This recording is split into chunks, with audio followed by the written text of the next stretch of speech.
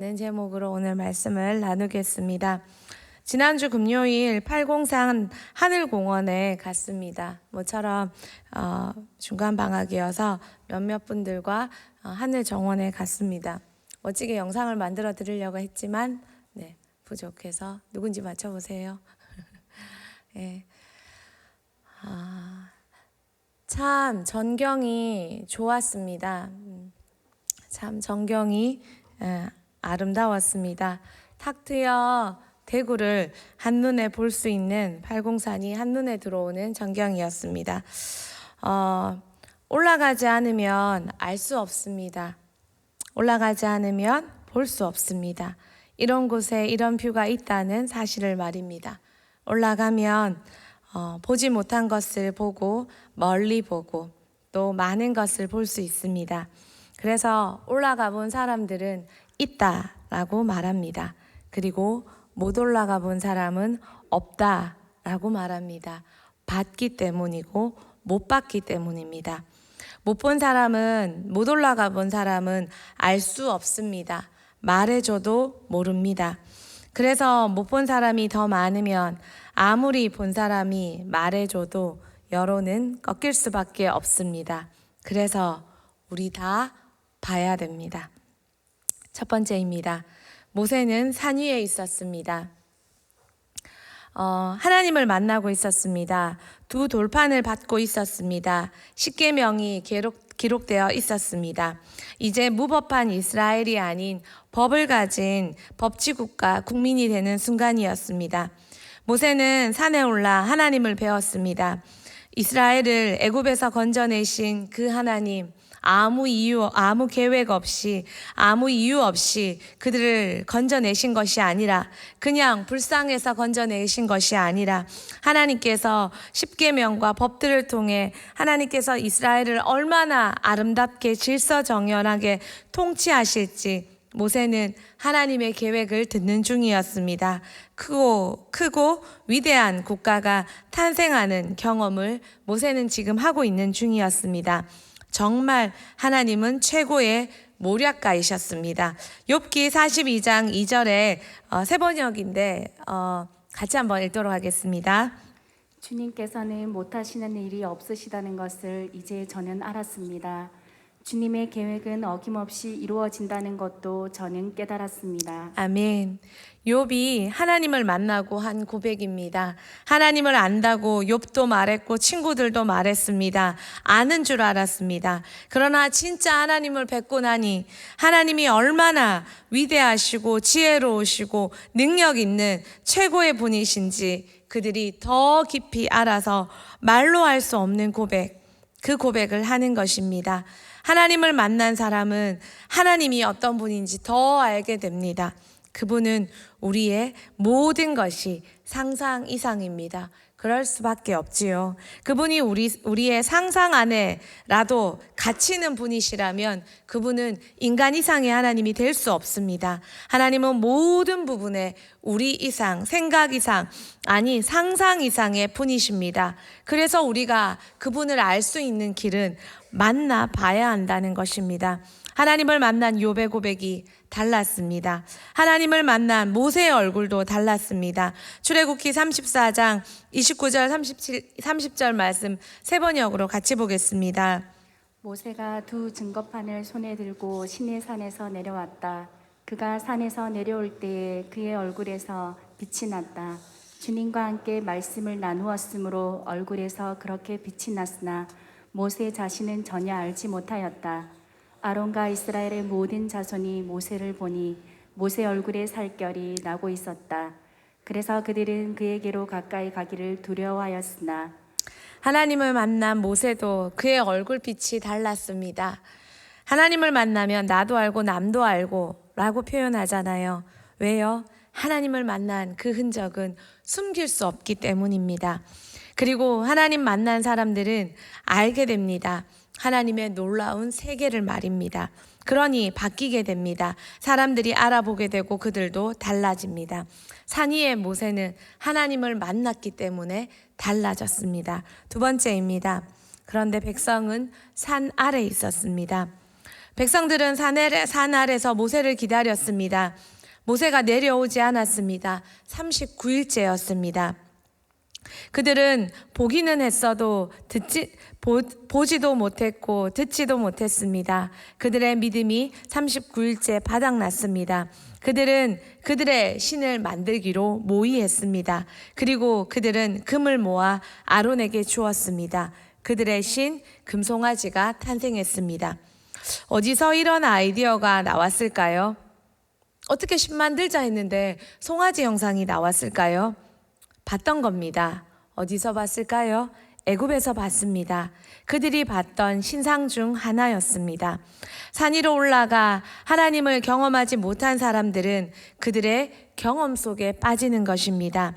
그것은 자신들의 신이 됩니다. 믿는 자들의 우상, 그 우상은 이렇게 탄생합니다. 하나님을 더 보고 싶은데 보지 못한 자들의 차선책, 그것은 자신들이 본 것을 하나님으로 삼는 것입니다. 하나님을 못 본 사람들의 열심, 산 위에 올라가지 못한 자들의 한계, 그래서 그들이 본 것으로 만들어낸 허상, 이것이 우상이 됩니다. 여러분, 우상은요, 생뚱맞게 나타나는 게 아닙니다. 본 것 중에 나타납니다. 우상은요, 열심 없는 사람들이 만들어내는 게 절대 아닙니다. 우상은요, 열심 있는 사람들이 만들어내는 것입니다. 백성들의 아이디어에 아론이 반응하고 송아지 형상을 만들어 주었습니다. 백성들은 이 아이디어가 신이 되기 위해 자신들이 가진 금마저도 내어 놓았습니다. 백성들이 제단을 쌓고 그 앞에서 번제와 화목제까지 드렸습니다. 어디서 많이 들어봤죠? 그 앞에서 먹고 뛰어놀았습니다. 그들은 뒤섞어 버렸습니다. 듣고 본 것이 섞여 그들의 신이 탄생하는 장면입니다. 산 아래 앞으로 더 나아가 더 큰 하나님을 보지 못한 자들의 예배입니다. 그들은 아직 십계명도 받지 못했고 우상 숭배를 하나님이 얼마나 싫어하시는지 배우지 못했고 또 율법도 받지 않았으니 하나님의 법을 알지 못했습니다. 그들이 아는 것이라고는 하나님의 이름과 애굽과 시내산까지 올 때까지의 하나님의 기적, 그리고 하나님의 능력, 그리고 애굽의 신상을 보았습니다. 그래서 그들이 했던 것은 최선을 다해 자신의 금을 들였고 정성을 다해 번제와 화목제를 그 금신상 앞에 올려드리며 제사 지내며 그것을 하나님이라 명명했습니다. 최선이었으나 섞였습니다. 올라가지 않으면 알 수 없습니다.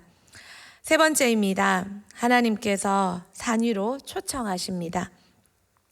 미가서의 초청입니다. 미가서는 유다의 선지자입니다.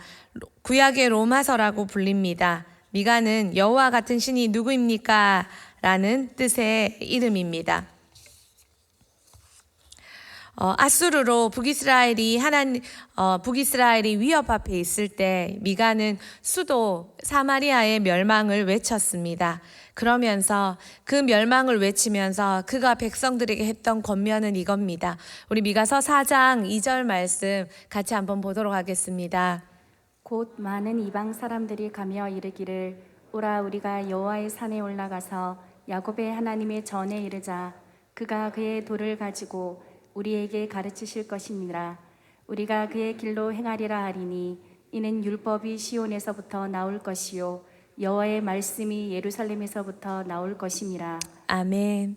미가는 북이스라엘의 멸망을 선포하며 그 아수르 앞에 있는 그들의 위협 앞에 그들의 멸망을 경고하면서 그가 내세웠던 대안은 오라 우리가 하나님의 산에 올라가자. 하나님을 경험하고 하나님을 맛보고 하나님을 배우고 하나님을 만나자고 외칩니다. 산에 올라 그분을 다시 배우자는 것입니다. 그러면 산다는 것입니다. 무엇이 문제입니까? 백성들 하나님을 뵙지 못했습니다. 신의 산에와 하나님을 만나지 못했습니다. 모세처럼 하나님을 뵙지 못하는 것이 문제였습니다. 그래서 백성들 어떻게 삽니까? 정신없이 게임합니다. 왜 게임합니까? 하나님을 못 만나 공허해서 그렇습니다. 멍하니 미친 듯이 미디어를 파고듭니다. 왜 그렇습니까? 허전한 가슴에 미디어라도 채우는 것입니다. 돈에 걱정 어린 마음은 자신도 모르게 도박 사이트를 열어 그곳에 클릭하게 만듭니다. 담배 한 모금 물고 연기 한 자락 하늘로 날려보냅니다.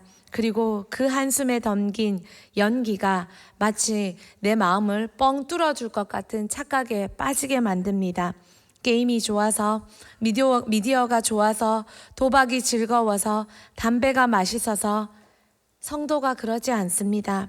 그럼에도 불구하고 성도가 게임에, 미디어에, 도박에, 담배 한 모금에 손을 대는 것은 그들 가슴에 답답함과 허전함과 근심과 불안과 외로움과 두려움이 그리로 그들을 데리고 간다는 것입니다. 그리로 가기 전에 다시 발걸음을 바꿔 산으로 올라가는 건 어떨까요? 올라가는 길이 쉽지 않습니다. 숨이 가쁘고 힘이 듭니다. 그렇지만 다시 산으로 올라가면 하나님을 만날 수 있습니다. 그때 비로소 우리는 해결되고 하나님께서 풀어주시고 바꾸시는 진짜 하나님을 경험하게 됩니다. 두 번째로 하늘의 별로 초청하십니다. 창세기 15장 5절 6절 말씀 우리 같이 한번 읽겠습니다. 그를 이끌고 밖으로 나가 이르시되 하늘을 우러러 무별을 셀 수 있나 보라. 또 그에게 이르시되 내 자손이 이와 같으리라. 아브라함이 여호와를 믿으니 여호와께서 이를 그의 의로 여기시고. 하나님께서 당신의 비전을 아브라함과 공유하길 원하셨습니다. 그래서 하나님은 보여주셨습니다. 봐야 됩니다. 보지 못하면 같은 말, 같은 소리, 같은 생각 할 수 없습니다. 하나님의 방법도 초청해서 올라가는 것이 끝이 아니라 보여주신다는 것입니다. 여러분, 보셨습니까? 듣기만 하신 것이 아니라 보셨습니까? 정말 하나님이 보여주시는 그 비전을, 선포되는 그 비전을, 그 꿈을, 그 하나님을 정말 보셨습니까? 하나님은 아브라함을 통해 하나님의 백성을 열방에 세우시겠다는 하나님의 비전을 세우셨습니다. 최고의 모략가이신 하나님께서 그 비전을 세우시고 하나님께서는 아브라함에게 별을 통해 보여주시며 그 비전을 공유하셨습니다. 아브라함이 자녀가 없을 때였습니다. 그런데 아브라함은 그 말씀을 믿었습니다. 창세기 22장 16절 17절 말씀도 같이 보겠습니다. 이르시되 여호와께서 이르시기를 내가 나를 가리켜 맹세하노니 내가 이같이 행하여 내 아들 내 독자도 아끼지 아니하였은즉 내가 네게 큰 벼룩을 주고 내 씨가 크게 번성하여 하늘의 별과 같고 바닷가의 모래와 같게 하리니 내 씨가 그 대적의 성문을 차지하리라. 아브라함이 독자 이삭을 아끼지 않고 번제물로 바쳤을 때 하나님은 아브라함에게 별의 약속을 상기시켜 주셨습니다. 하나밖에 없는 아들인데 그 아들을 통해 하나님이 크게 번성하여 다시 한번 별과 같이 되겠다고 말씀해 주시는 것입니다. 보여주신 약속을 확인시켜 주셨습니다. 하나님과 아브라함은 꿈을 함께 꾸며 별로 꿈을 공유하는 그런 동력자였습니다. 별로 비전이 하나로 확신되는 순간입니다. 봐야 됩니다. 함께 하고 싶습니까? 봐야 합니다. 경험해야 합니다. 우리는 인간이기에 보지 않으면 다시 의심하고 걱정하고 알 수 없습니다. 맛봐야 하나 될 수 있습니다. 여러분은 대흥교회의 비전을 맛보셨습니까? 하나님이 꿈꾸게 하셨습니까? 마지막 세 번째입니다. 다시 오라고 부르십니다. 창세기 35장 3절 말씀 같이 보겠습니다. 우리가 일어나 베들로 올라가자. 내 환난 날에 내게 응답하시며 내가 가는 길에서 나와 함께 하신 하나님께 내가 거기서 제단을 쌓으려 하노라 하매. 응답하신 하나님, 나와 함께 하신 하나님, 그분이 계신 그곳 베델로 올라오라고 야곱이 가족들에게 외칩니다. 그리고 하나님은 위기에 쌓인 야곱을 베델로, 당신을 처음 만난 그곳으로 오라고 부르셨습니다. 다시 올라가면 다시 볼 수 있습니다. 그날에 봤는데 잊었던 그분의 사랑과 비전과 나를 향한 기대를 다시 올라가면 볼 수 있습니다. 여러분 섞여 있는데 본인은 모릅니다. 왜요? 내 경험과 내가 섞여 있기 때문입니다. 그래서 모릅니다. 내가 지금 섞여 있는지, 하나님과 나의 세상적인 경험이 섞여 내가 지금 어떤 우상 안에 앞에서 뛰어놀고 있는지 정작 자신은 모릅니다. 그러므로 봐야 합니다. 왜 이런 일이 일어났는지 다시 그분을 뵈면 알 수 있습니다. 해석이 됩니다. 그래서 하나님은 우리에게 올라오라고 하십니다. 말씀을 맺습니다. 영문 사도신경에 보면 He descended into hell 이라는 말이 있습니다. 예수님께서 지옥까지 내려가셨다는 말입니다. 하나님은 예수님을 지옥으로 내려보내셨습니다. 예수님의 인생은 내려가는 인생이었습니다.